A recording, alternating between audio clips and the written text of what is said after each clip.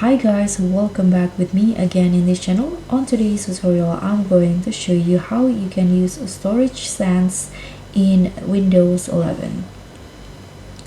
So if your computer running out of space, your PC is probably full of junk files you don't even know about, and this is how you can clean it up like magic using storage sans.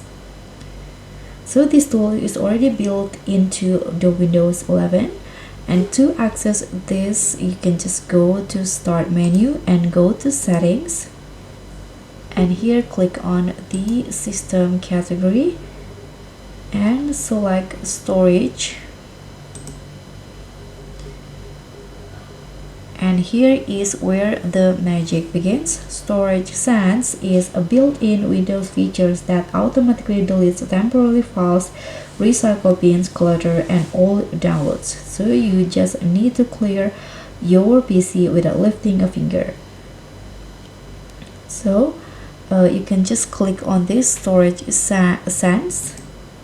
To customize it, you can tell Windows when to run cleanup in here: daily, weekly, or monthly, and even clear unused files from one drive.